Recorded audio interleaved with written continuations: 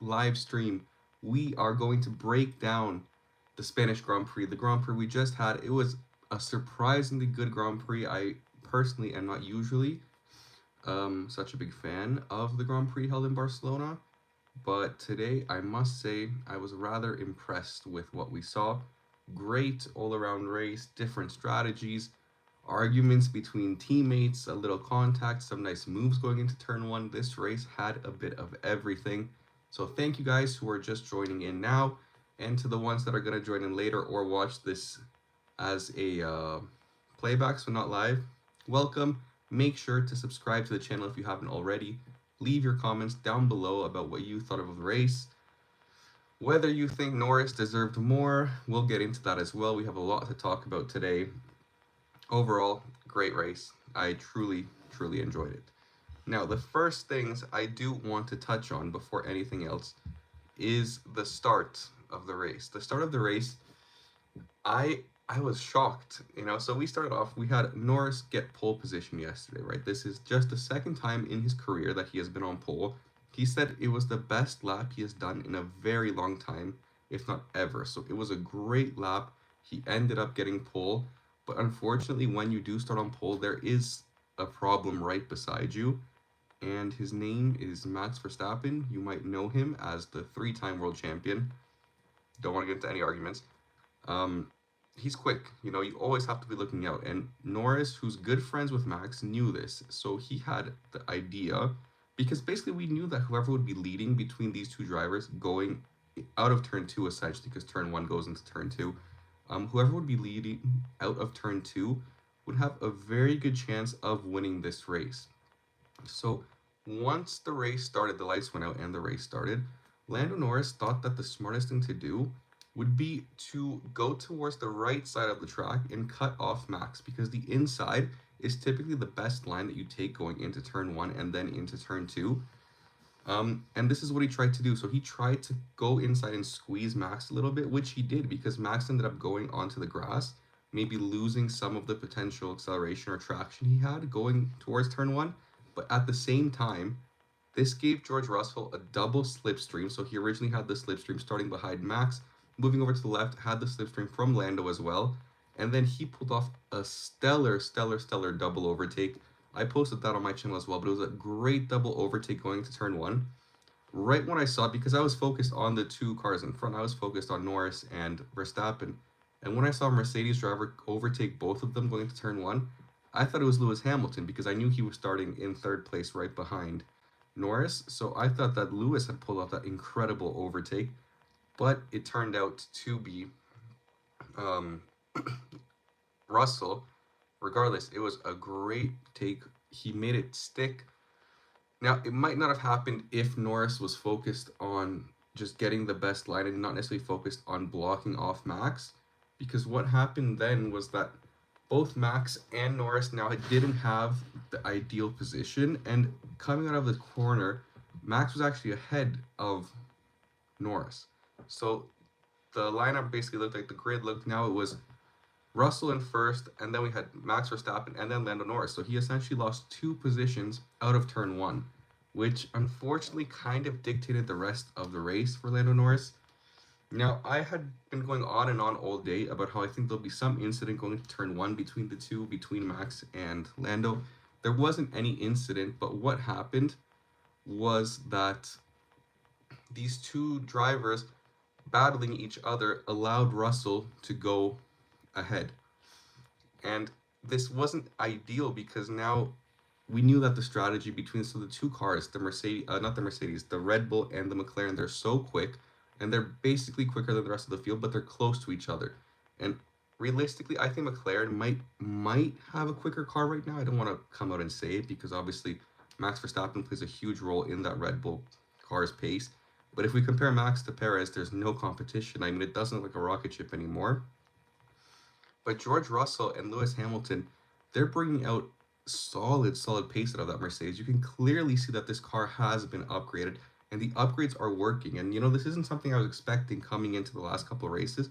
I thought maybe Canada was just a one-off. It wasn't necessarily something that would continue. But they showed this weekend that they were genuinely quicker than Ferrari, which pains me to say, but it's true.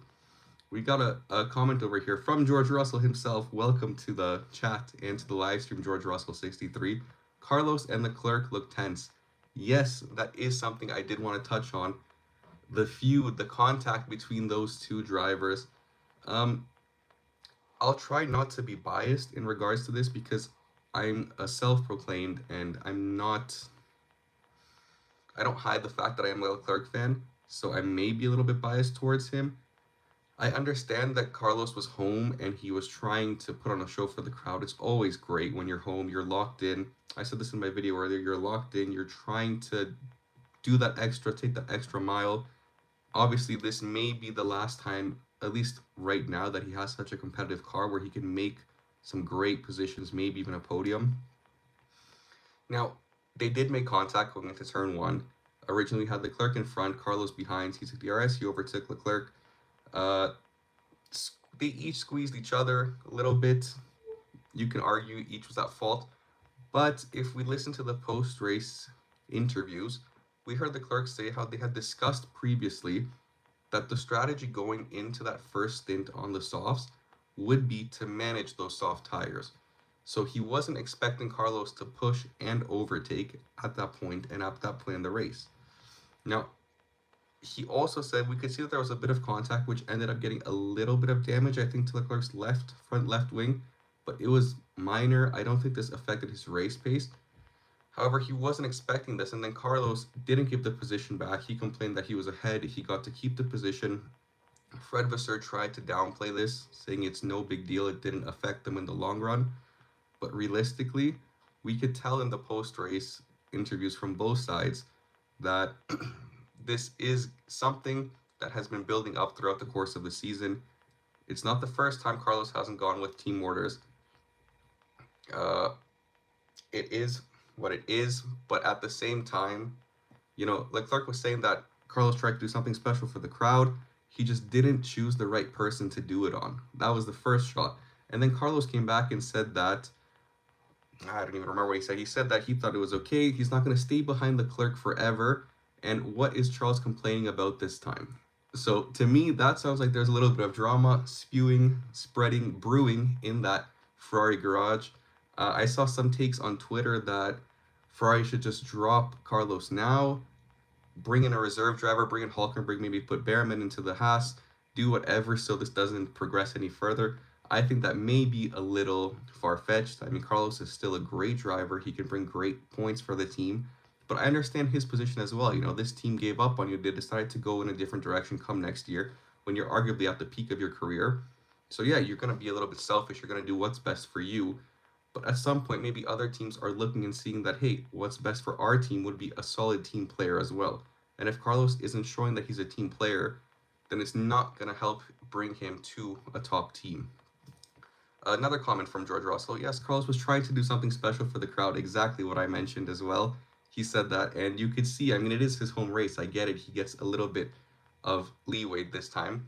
Love the content, by the way. Thank you so much. George Russell, if you aren't subscribed yet, I would really appreciate it. There is F1 content every week. I will be posting the next preview for Canada probably tomorrow, if I manage to do that. We are in exam session, so bear with me if it's not tomorrow, but hopefully it'll be tomorrow. If you aren't subscribed, please do. If you are subscribed, thank you. I appreciate it. And on Carlos, actually, I just remembered, he had another incident with Lewis as well. And the funny thing was, Carlos squeezed Charles into turn one and said that he was ahead, so he deserves the position. A couple laps later, Lewis does the exact same thing to Carlos. Then Carlos goes on the radio saying that Lewis squeezed him, he deserves the position back. And I understand, but you can't go on the radio every time there's any type of racing and just complain about how that position has to be given or how they have to decide. At some point, you genuinely have to race in the race and basically make the moves in the car, because that's what we as fans want to see as well. We don't want to see the FIA and the stewards step in and say, hey, that wasn't an okay overtake, or after Lewis has gone off into the distance, stop for a bit so Carlos can overtake you because you were a bit too aggressive and he didn't like it. Again, I have nothing against Carlos Sainz. Between the two, yes, I am slightly biased, but very slightly. I'd say maybe 3%.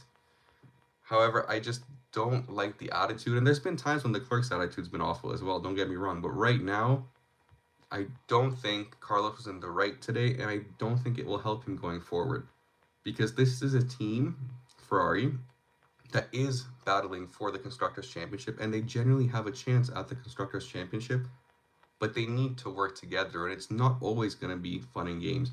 And especially at a circuit like today when they're starting 5th and 6th, so we knew they weren't necessarily going to be competing for a win. I can understand if you don't listen to team orders if you are fighting for the win, but 5th and 6th, I mean, that's nothing to write home about. Again, for these two drivers who have both won races even this year, and they're both phenomenal drivers, so it's not somebody that this might be their highest finishing position ever. These are normal occurrences for them, and they're fighting over these positions. Now, I must add that Carlos did listen to team orders later on in the race and let Leclerc by into turn one without any complaints. However, it was too little too late because Leclerc was not able to catch Russell. He might have needed one more lap, maybe two. He was on the softs, Russell was on the hard. Ferrari had a classic Ferrari strategy today. They extended Leclerc, but then they put him on the exact same strategy everybody else was on. He did have fresher tires, but it didn't seem to be working out the way they wanted it to. Over the past two races, same thing happened in Canada. Leclerc has been very adamant and aggressive on the radio with Brian, his new race engineer, about how the strategy is wrong, how it's not going well. So he isn't too comfortable right now. I don't know if it's due to the car performance or due to the chemistry between those two yet that hasn't developed or isn't where it should be. That's definitely something we need to keep an eye on going forward, because I would hate for the Ferrari strategists to go back to their clown era. We all know the picture that I'm talking about. They have improved greatly, greatly over the last year, but these last two races haven't been the improvement we have become accustomed to. So this is something that I'm just going to keep an eye on and see how it works. For the team standpoints, I guess we can break it down from top to bottom. That might be easiest. I don't know if that's... Yeah, I think that's how we'll do it. First position, back to his winning ways, Max Verstappen with Red Bull Racing. Now, we aren't seeing domination from Max anymore, and I'm here for it. You know, we got used a couple years ago to seeing these humongous gaps, and I'm talking like 20 seconds sometimes, free pit at the end to try fastest lap. He was playing around with everybody else, but that isn't the case anymore. Max won the race, I think it was by 2.2 seconds. Again, in Imola, when we had the same situation, Lando in second, chasing Max for the win right at the end. In Imola, I was more optimistic and thought, yes, Lando definitely, he needed a couple more laps and he would have done it. Today, I'm not quite as optimistic. I mean, sure, maybe he would have caught Max in a couple more laps, but you can catch Max. But overtaking Max is something else. Credit goes to Lando in Canada. He did overtake Max without any issues. I mean, without any mechanical issues for Max or anything like that. He overtook him on track, rightfully, with DRS. Great move. So I'm not saying that he couldn't have done it. I just think he might have needed more than just, okay, get within DRS one lap. I have Max, it's over. No, it might take a bit of planning, building up to it. You know, I mean, let's not forget this is Max Verstappen. It's not a nobody. He's an elite driver, and he's showing this is the second weekend in a row where Max is showing that he can win even if he doesn't have the fastest car. Because once again, I don't believe he had the fastest car today. I do think that McLaren was quicker, as it showed in qualifying yesterday, because let's not forget, Max had a tow yesterday as well, which got him 2/10, I think. So he might not have been quite as close either in qualifying. So McLaren had the quickest car today. Lando had fastest lap. He was doing a great job. It's just that he didn't get that start. He didn't get that start. And that start is what he needed, because this is not the first time. We saw this in the sprint race as well in China. Lando, when he is on pole, it doesn't work out the way it's supposed to yet. He's still jittery. He's become much more consistent this year. I will give him that, much more complete as a driver. But just, he needs to fix. He's too much in his head. He overthinks. Like today, he went to defend rather than go straight for it. I just got another comment here from Akshit. Lando is disappointed. He looked disappointed of his P2. Yes, he did look disappointed with his P2, and rightfully so, because I don't know if it's just the mentality now that he thinks he has to show, because the car is finally quick. He went through some rough years where they were horrible. They made that car into a rocket ship that it is today, and they genuinely have the pace to be fighting for these wins. But they haven't converted those, not pole positions, they haven't had many, but they haven't converted the opportunities of winning the races into actual race wins. In Canada, they should have won. No question about it. They were quick. He had pace. That was unfortunate with the safety car. Okay. Today, they theoretically should have won. I mean, there's no reason that he wouldn't have been able to hold off the outside. If Max was on the inside, that's okay, but hold the outside and go into turn one. The strategy they extended, but he was losing, I think, 9/10 per lap. 9/10 per lap. And that wasn't okay. That wasn't okay, and it wasn't enough. So yes, he was disappointed. I'm sure he's happy with the podium. I think the fact that he does have one race win under his belt makes everything a bit easier to swallow. There's no more discussions about him not being able to win a race because he has that race. I'm sure it's still on his mind, his conversion rate, but it's definitely not at the forefront anymore. So that definitely makes things easier. And I think this will help him concentrate more on, okay, you know what, I can go for it. No more jitters. And if it doesn't work out, that's okay. So I like the way that he's approaching this. I like the way that he isn't happy with P2. He does want to fight for more.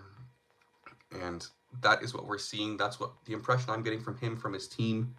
Although Zach Brown said he was happy with one car in the points and a podium, yes, but I do prefer Lando's. Disappointed in P2, we can do more. And you know, I've heard that time and time again from him, which is great.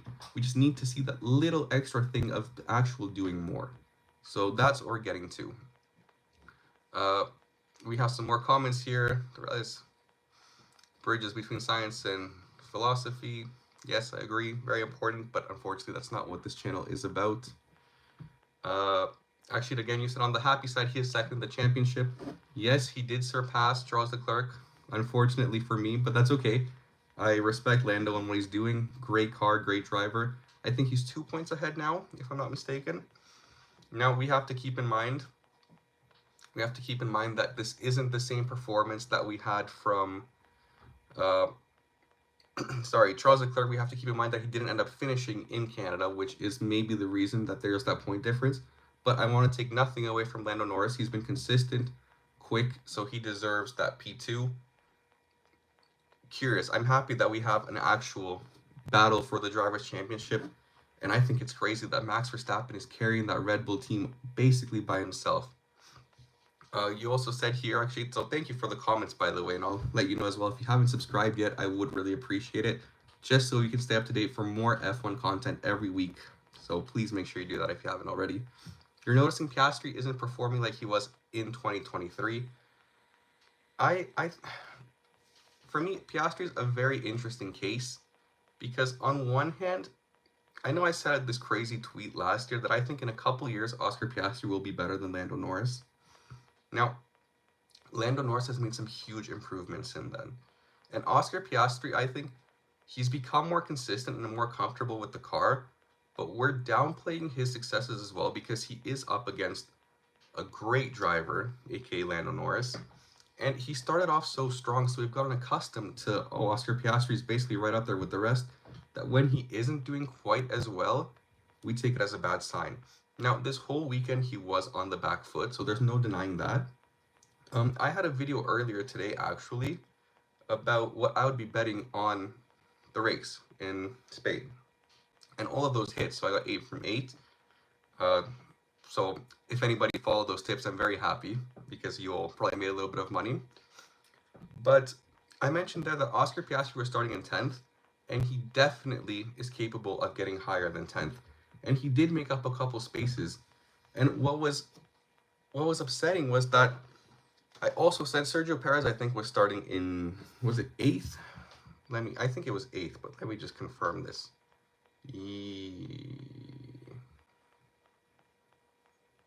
No. Yeah, I don't know what I did here. Perez was starting in 11th, right? I think I messed up here. Anyways, Perez was starting a little bit, maybe it was 8th. I think Perez was starting 8th. I don't know. Um, Perez was starting behind, and I said that he should be in the top 10. I have more confidence right now in Oscar Piastri being able to bring that car into the top 10 than I have in Perez bringing that car into the top 10, which is crazy to think about because we were talking so many years about how dominant that Red Bull car is, and I still think it's dominant. It's just now I'm thinking that maybe it is more Max as well because you are saying Max is lucky he has a dominant car. And actually, like you're saying, Max is just proving that it isn't the car. And you're right. That's exactly what I'm saying as well. Maybe in 2023, we could say that it was in large part the car, sure. But again, that wasn't the case because now he's definitely outperforming Perez, and Perez is doing awful. And you said here he qualified 8th with the 3 place grid penalty, right? It was 11th. Okay, so his 8th dropped down to 11th. I said I have him in my top 10 before seeing the grid penalty. And even then, I wasn't too confident. Now, after that grid penalty, he barely managed to squeeze into the top 10. And this is that Red Bull that everybody's going on about how quick it is, how fast it is, how it's out of this world. He just signed a 2-year contract extension. I understand sponsorships. I understand everything that comes with being a driver, with not being a paid driver, because don't get me wrong, he is talented, but when you think Red Bull right now, you think domination. And the only reason they're dominating is because Max is quick. If you had two Perez's in that Red Bull car, they wouldn't even, I think they'd be third place. Maybe. Even fourth. I'm not sure. But they would not be in first place by this many points. So it's disappointing to see because he really isn't living up to performances, up to standards that he should be living up to. And I get why they signed him, but I can't say I'm terribly happy. You can't really be terribly happy, but I can't say I'm overly excited or joyed to hear that he got his extension because I would have loved to see maybe Yuki Tsunoda get a chance in that car. Danny Rick I'm torn on because I love Danny Rick, but I understand that again you want to go for the younger driver if he's outperforming him. It's not necessarily what you want to see. What you want to see. One more thing to notice is Red Bull was supposed to be dominant this Grand Prix, but not getting pole Perez 8th. Exactly. That's what I said in my preview, that I was expecting Red Bull to be dominant here. There were talks of Barcelona being a great track for Red Bull. The curves were much lower, so they wouldn't have their suspension issue. Traditional racing track. A lot of different high-speed, medium-speed, low-speed corners, so it had everything. They were supposed to be dominant, and they weren't dominant. Like you said, they didn't even get pole, and the gap to the win was very small, so there's no more domination. Tariq, welcome as well to the chat. But what if you put Tsunoda and Ricardo in that Red Bull car? Exactly. I would have chosen one of them, or I would even do, I don't know, maybe switch Perez with one of them for the race, you know? Say here, Tsunoda, you get one race, Daniel, you get one race. Let's see what you can each do. I understand that it's not traditional, it's not the way it should be done, but I mean, it's their team, right? And you can choose the best drivers, and I think that way we would see a clear indication of who is pacey and who isn't pacey, and see how Perez lives up against them. And if you really, I mean, obviously he wouldn't agree to this, and we're talking extremely hypothetical, crazy things here. I would tell Max, you know what, switch with Yuki for one race, let's see what you can do in the V-Carb, and then switch with Daniel for one race, and let's see what you can do there as well. And then we would see how Daniel and Yuki would go head-to-head against Perez. Now that would be something I'd be down for. Because if Yuki beats Perez head-to-head in the Red Bull, and if Daniel beats Perez head-to-head in the Red Bull, what argument does Perez have for deserving to be in that Red Bull? Does he have one? I don't think so. So, Tariq, like you're saying, the Red Bull car is dominant. Perez just ain't it. Yup. Nothing to add. I agree. He isn't where he should be. He is what they need in the sense that they need a second driver to conform and to listen. And when they say, hey, Max is the all-star, you're a backup, he's great at that. But he's not even Bottas level, who was much better, much more consistent. I mean, Perez would be great if he'd be getting second position every race, or Max third. So he should be getting a podium every race, but not challenging Max. I think that's what Red Bull would want from Perez. And at least this year, that hasn't been the case at all. But he's still the Minister of Defense, I guess, from 2021 when he had a couple great races. Actually, I think Checo extension is for more wind tunnel time because it looks like Red Bull engine for 2026 isn't in the right place. You never know, you know? I think also if Max were to leave the team, it would definitely be when the regulations come and when he thinks the team isn't competitive anymore, because then at least you would have the excuse of, hey, I'm with a new team, we're just trying it out. I would have liked to see him leave this year as well. And at the end of the day, it's not even about seeing somebody come or leave, it's about watching competition. You know, that's what Formula One is about. It's about competing, being competitive, a lot of teams having the ability to win, never knowing exactly what's going to happen. I feel like we're getting closer. But my problem with the regulations themselves are that every time we start to get closer to this competition, this state of competition that we are in now, for example, as well. I mean, Lando Norris is close, McLaren's close, Ferrari. I'm gonna say they're close as a fan, but I don't know if I truly believe it. I feel they've taken a small step back. Mercedes, on the other hand, very impressive. They're taking a step forward. There are genuinely three teams, four teams, because we have to add Red Bull, right? Four teams that every race have a chance, not a guarantee, but a chance at winning. And that's much more than can be said for the last couple of years. And the problem is that now that all these teams have a chance, we have one more year and then new regulations come into play. And again, we'll most likely have one team that's extremely competitive and nine teams that haven't figured it out yet.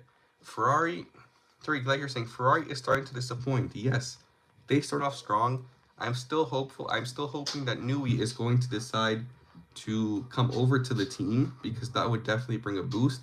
But another part of me would love to see Newey go to Aston Martin, because then another team would be in the mix of competition. Ferrari next year have a great lineup on paper. Now, I personally am not the biggest Lewis Hamilton fan, but I can't deny that a lineup of Lewis Hamilton and Charles Leclerc is golden, especially if Lewis Hamilton is locked in. Today he was locked in, no complaints.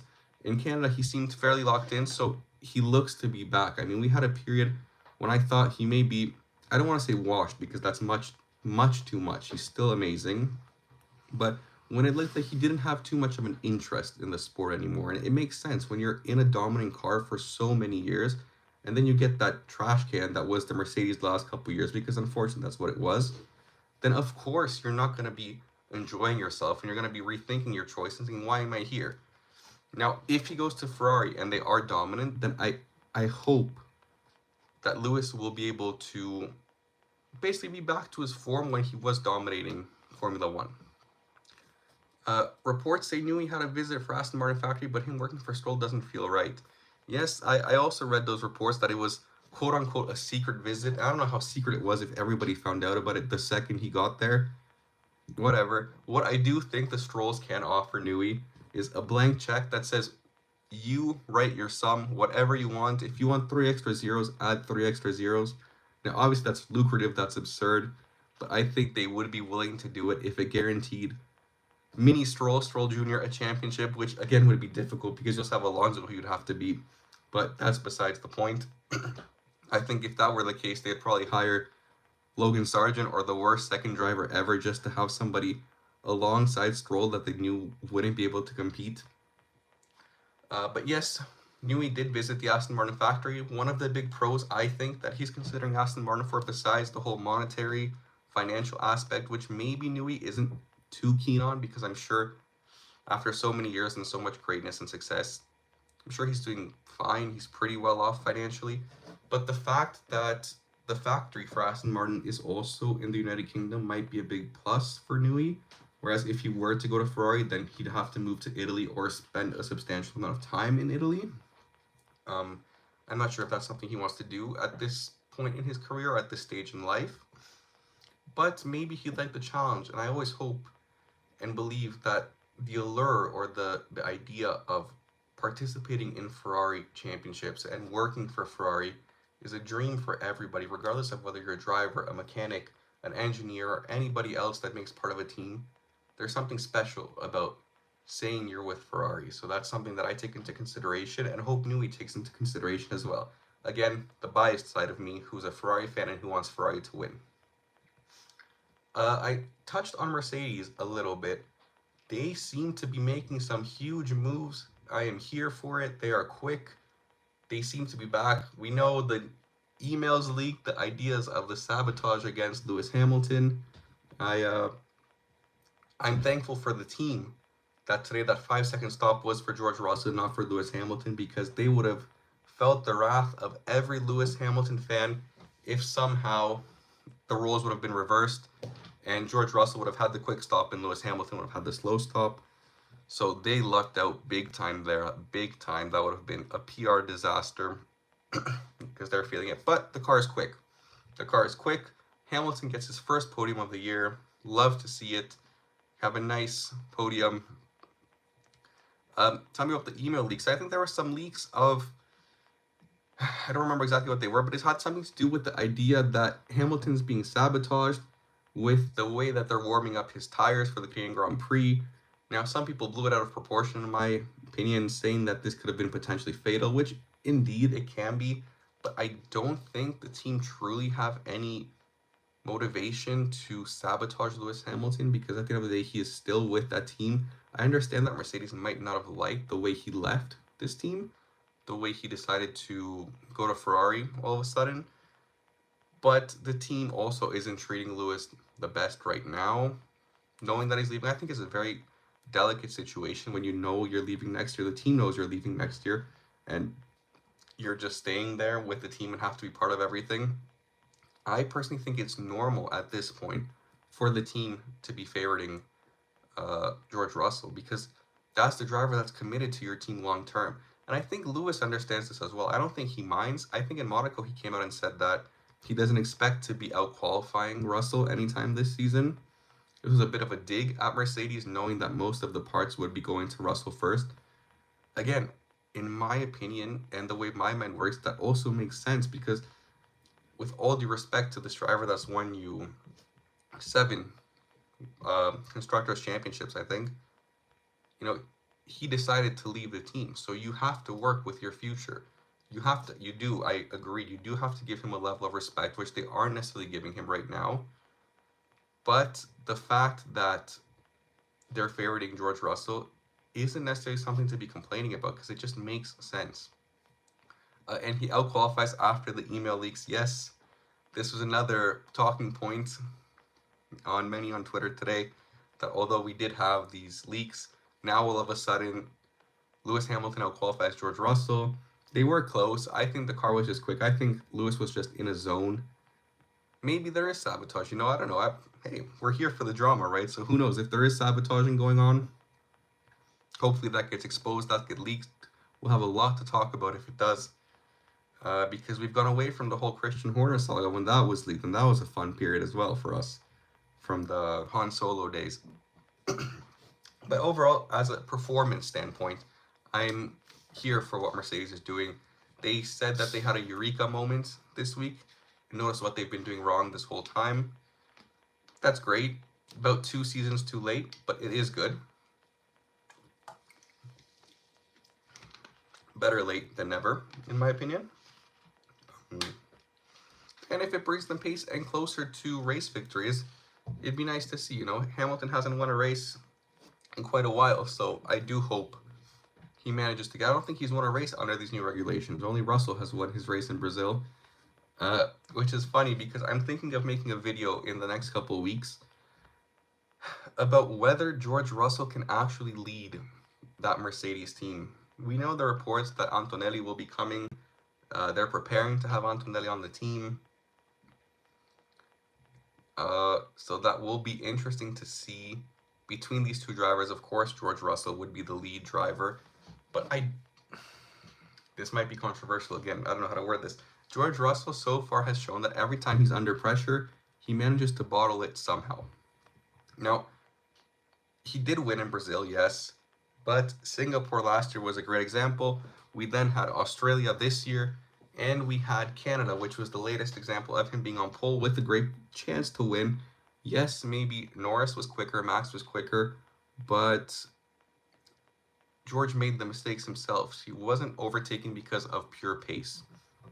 Actually, you're saying, to be fair, Lewis voluntarily told Mercedes to give upgrades to George. Exactly, that is something many people forget to mention. In Monaco, they had one of the new wing specs, and it was smart on Lewis's part. He said that he doesn't want to take the new wing because they didn't have any replacements for qualifying either. So if he would have crashed that wing or injured the wing, damaged the wing a little bit, there would have been no spare. So he would have been forced to switch the spec of the wing, which wouldn't have been allowed under parc fermé, and he would have gotten a penalty for that. So he didn't want to take on this extra risk. George Russell was okay with this extra risk, and especially at a track like Monaco where it's very, very easy to get damage. This was a smart decision, I think, from both George Russell, that he was able to hold off this pressure and basically get through qualifying without any incidences. And it was smart thinking on Lewis's part as well that, hey, you know, the probability is quite high. Doesn't mean he doesn't have confidence in himself, but the probability is high that there could be an incident. I'd rather make sure I have backups of my wing in case anything happens. So yeah, George was told voluntarily by Lewis that he can have the upgrades. So in that situation, I don't think it was fair for Lewis to come out and say that he doesn't expect to be out qualifying, because it was something he didn't fight for to have those specs himself. If he did, I'm sure there would have been more of a discussion or a conversation. There's many times when I'd like to be a fly on the wall in these debriefing rooms or pre-session chats, because I think that'd be very interesting to see what goes on and what goes down in those situations. But that's the drama for Mercedes at the moment. I do think I will make that video in a couple weeks' time after exams are done. That'll be an interesting one. I'll have fun making that for sure. So I hope you guys will enjoy that too when it does come out. Who else is there to talk about? The Alpine cars. Quite impressed. You know, in my video from today, the betting video, I said I wasn't feeling confident placing any bets on those Alpine cars, because although they did qualify, again, I don't remember, was it 7th and 9th? Yes, 7th for Gasly, 9th for Ocon, who went up because of the penalty from Perez. Although they qualified pretty high up, we haven't seen that car be quick in race pace yet, and I didn't feel confident that they would be quick. They did surprise me. They did end up getting one of their cars into the top 10. No, both. They got both of their cars in the top 10. Gasly in 9th and Ocon in 10th. So they got double points today. Double points. I think there's a lot of drama going on at that team as well. I don't know. You're asking, will Ocon have a seat next season? A part of me saying I hope not. I have nothing against Ocon as a person, but as a teammate, I think he's awful. I made a video on that as well. It's actually my most watched video. I do think he's a truly awful teammate. Not because he wants to be, he just does some things sometimes that are very off-putting.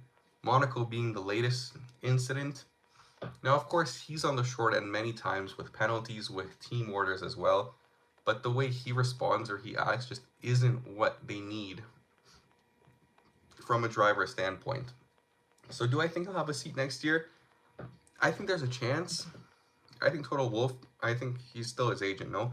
I think Toto Wolff is going to help him search for a seat. I don't really know where, however. I mean, okay, so let's say we can assume that Carlos Sainz may be going to Williams next year, because that's all the talk that's going on right now. Hülkenberg's moving over to Audi or the Saubers. They'll have one free spot if they don't keep Zhou Guanyu or Bottas. Mercedes have a free spot that theoretically is going to Antonelli. That's like an unofficial fact that we all know. So the Williams seats are theoretically full. The Sauber seats, there may be a seat at Sauber he could maybe go to, and maybe Haas, because Hülkenberg's leaving. They'll probably have Behrman, and then there'll be one extra seat if they decide not to keep Magnussen. There's a lot that still needs to play out. At the same time, I think there's reports that Gasly hasn't signed an extension with Alpine either. So who knows where he'll be going next year if he does go somewhere. I think during the summer break soon, we'll be seeing a lot of moves from the drivers, and we'll be getting to see a lot will unfold, and we'll have a much clearer picture of what will be going on next year. You think we'll have an Ocon Behrman at Haas? Yeah, that could work. I say it could work, but at the end of the day, I think within half a season, max 1 season, maybe 2, because Behrman will be a rookie, he'll let things slide. There will again be drama between any driver plus Ocon. I think it is a possibility. I do. So I think that's a spot on prediction. Ocon Behrman, I could see it happening. It'd be funny if he has it lined up and then Gasly comes and steals that from him.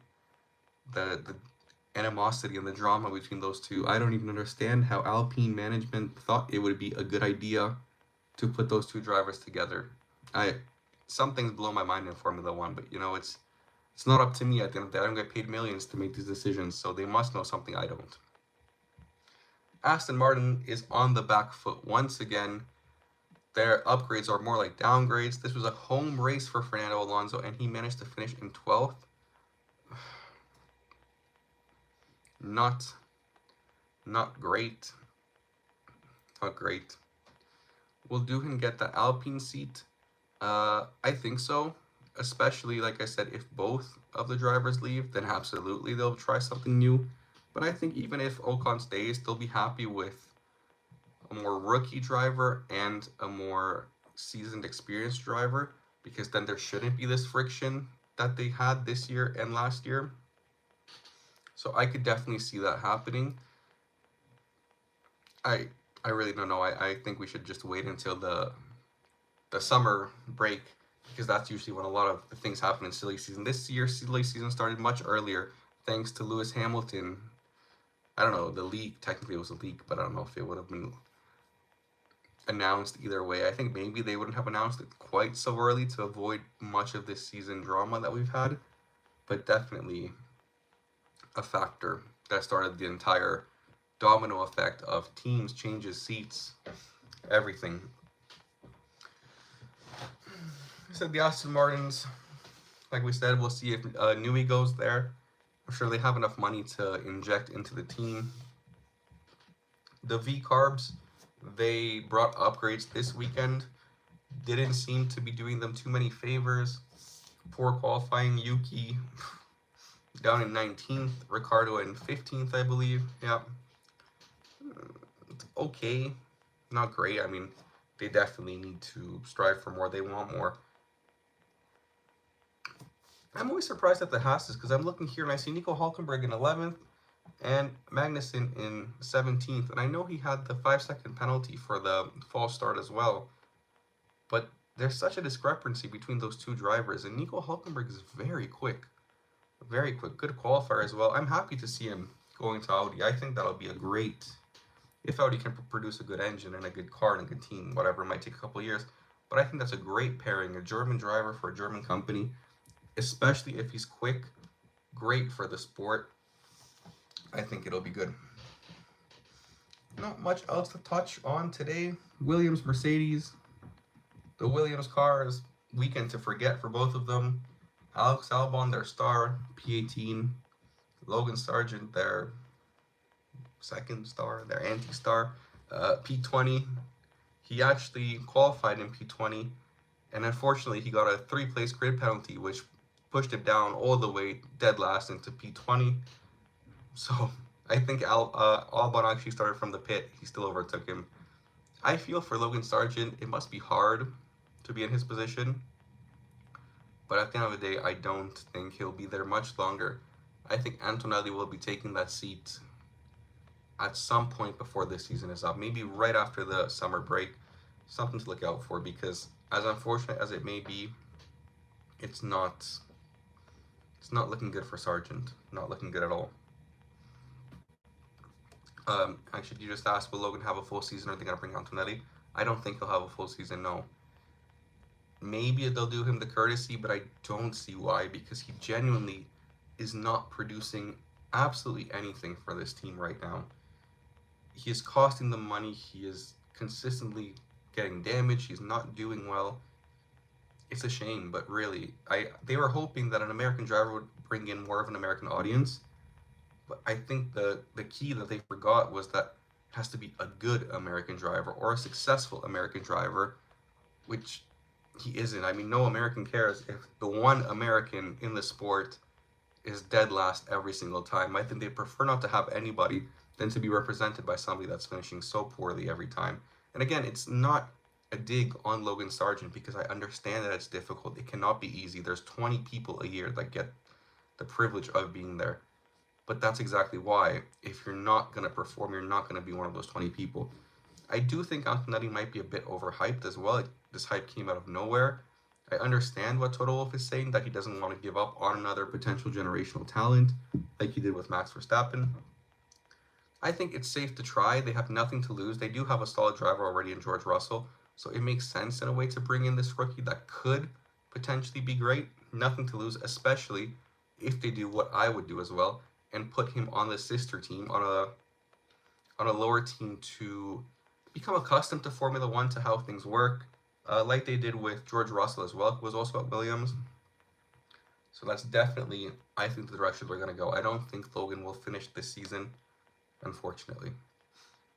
Tomorrow, like I mentioned, will be another race preview for Austrian GP, which is happening this weekend. It's going to be a tough weekend for me because I have a big exam the Monday afterwards, but I will try to create some content for you guys. I'll probably do another, so the race preview tomorrow, maybe what I'm betting on the race, because again, if you did watch that video and managed to put your bets in, it did hit, so all 8 of them were great, so we just made 3 times our money. Now again, I know it's betting, you have to bet responsibly. I'm not telling you to do it, it's not financial advice, but if you are going to do it, then I will be posting my picks as well, which sometimes they're pretty safe and they do hit, so hopefully you guys can benefit from that as well. I'll see if that'll be a live stream or a full video. Depends on how much time I have, so bear with me until I finish these exams. I will probably do a live stream after the race next week as well. It might be shorter than this one, but it will be done. And yeah, thank you guys. Thanks for the great conversation to all of you. Actually, especially you were very active, so I do appreciate it and hope to see you in the next one as well. If you guys are still here and have managed to listen to me talk for 46 minutes, thank you. I appreciate it all, each and every one of you. Please make sure to subscribe if you haven't already. Thank you guys and have a great afternoon or evening wherever you may be in this world. See you guys. Bye-bye.